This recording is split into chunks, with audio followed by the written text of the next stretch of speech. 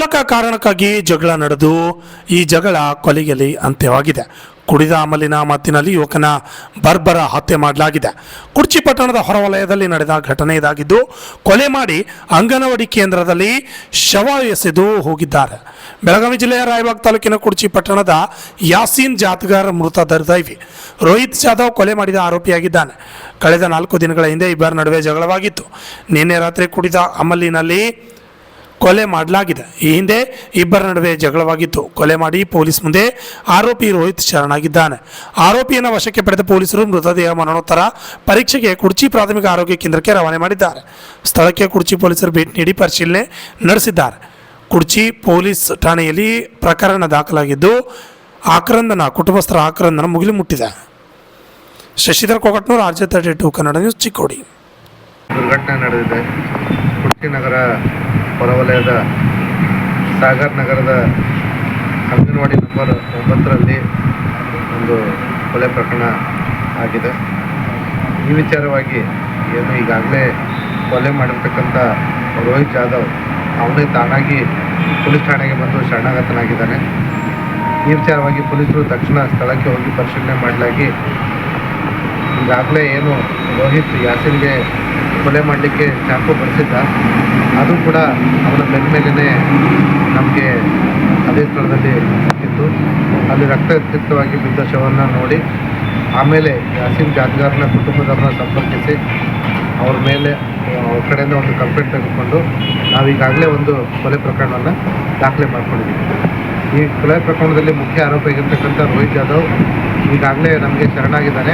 ಅವನ ವಿಚಾರಣೆ ನಡೀತಾ ಇದೆ. ಇದ್ರ ಜೊತೆಗೆ ಕಂಪ್ಲೇಂಟಲ್ಲಿ ಮತ್ತಿಬ್ಬರು ಆರೋಪಿತರ ಹೆಸರನ್ನು ಸಂಶಯ ವ್ಯಕ್ತಪಡಿಸಿ ಮೃತನ ತಾಯಿ ನಮಗೆ ಕಂಪ್ಲೇಂಟ್ ಕೊಟ್ಟಿದ್ದಾರೆ.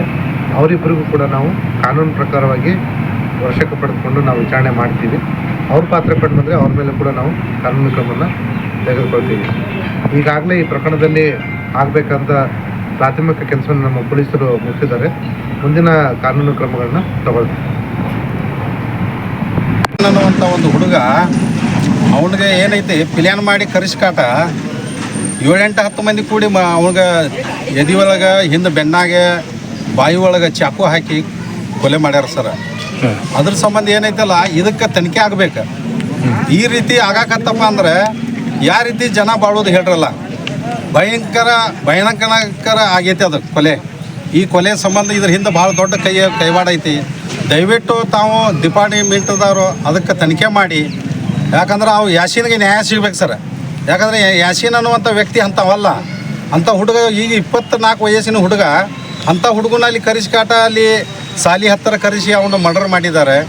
ಆ ಹುಡುಗನ ಚಾಕುಲಿಂದ ಆ ಕಡೆ ಹಾಕಿ ಹಿಂದೆ ಬೆನ್ನಾಗ ಚಾಕು ಇಟ್ಬಿಟ್ಟಿದ್ದಾರೆ. ಅದ್ರ ಸಂಬಂಧ ಅದು ನ್ಯಾಯ ಸಿಗಬೇಕು. ಅದ್ರ ಹಿಂದೆ ಏನೈತಿಯಲ್ಲ, ಇದು ಒಬ್ಬರು ಮಾಡಿದಂಥ ಕೊಲೆ ಅಲ್ಲ, ಇದು ಸುಮಾರು ಜನ ಸೇರಿ ಕಾಟದ್ರೆ 8-10 ಜನ ಸೇರಿ ಅದು ಕೊಲೆ ಮಾಡಿದ್ದಾರೆ. ಅದಕ್ಕೆ ನ್ಯಾಯ ಸಿಗಬೇಕಂತ ಹೇಳಿ ನಾವು ಇದು ಪ್ರೆಸ್ ಮೀಟಿಂಗ್ ಮಾಡಿದ್ದೀವಿ. ದಯವಿಟ್ಟು ನ್ಯಾಯ ಸಿಗಬೇಕು, ಇದಕ್ಕೆ ತನಿಖೆ ಆಗಬೇಕು. ಇಲ್ಲಾಂದರೆ ನಾವು ಕರ್ನಾಟಕ ರಾಜ್ಯದಲ್ಲಿ ಉಗ್ರ ಹೋರಾಟ ಮಾಡಬೇಕಾಗ್ತೈತಿ. ಕೊಲೆ ಮಾಡಿದಂಥ ವ್ಯಕ್ತಿ ಯಾರಂತ ಗೊತ್ತಾಗೈತೆ? ಇಲ್ಲ ಸರ್, ನಾವು ಕೊಲೆ ಮಾಡಿದಂಥ ವ್ಯಕ್ತಿ ಯಾರಂತ ಗೊತ್ತಾಗಿಲ್ಲ. ಆದ್ರೆ ಒಂದು ವ್ಯಕ್ತಿ ಬಂದ ಕಾಟ ಅಲ್ಲಿ ಡಿಪಾರ್ಟ್ಮೆಂಟ್ಗೆ ಹಾಜರಾಗ್ಯಾರ ಸರ್. ಅದಕ್ಕೆ ಏನೈತೆ ಆ ವ್ಯಕ್ತಿಲಿಂದ ಅಷ್ಟು ಮತ್ತೆ ಯಾವ ವ್ಯಕ್ತಿ ಅದಾರ ಅವ್ರನ್ನೆಲ್ಲ ತರಿಸಿ ತನಿಖೆ ಮಾಡಿ ನಮಗೊಂದು ನ್ಯಾಯ ಒದಗಿಸಿ ಕೊಡ್ಬೇಕು ಸರ್.